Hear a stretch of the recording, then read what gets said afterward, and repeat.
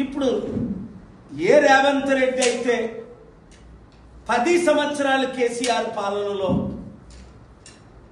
Mega కృష్ణారెడ్డిని రోజు తిట్టని రోజు లేదు.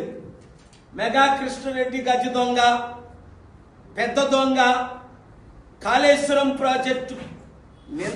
ఈ మధ్యన కూడా కోమటిరెడ్డి వెంకటరెడ్డి ఏమన్నాడు, ఇది కాళేశ్వరం కాదు ఇది కూలేశ్వరం అన్నాడు. ఉత్తమ్ కుమార్ రెడ్డి ఏమన్నాడు, కాళేశ్వరం మేము మూసేసామన్నాడు. ఓకే, మరి అలాంటి కాళేశ్వరం మెగా కృష్ణారెడ్డికి 15,000 కోట్ల ప్రాజెక్టు, 3 ప్రాజెక్టులు రేవంత్ రెడ్డి నిన్న ఎందుకు కాంట్రాక్ట్ సైన్ చేశాడు? 1,10,000 కోట్ల అవినీతి జరిగింది, 48,000 కోట్లు కనిపించట్లేదు.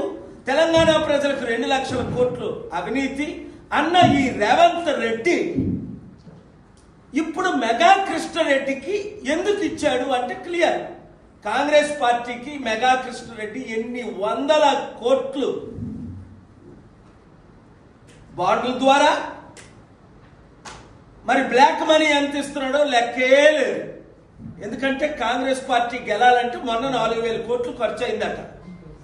ఈ 4,000 కోట్లు ఎవరిస్తున్నారు? ఇదన్నీ డీటెయిల్స్ తో అతి త్వరలో మీ ముందుకు నేను వస్తాను. నాకు నిన్న బెదిరింపు కాదు,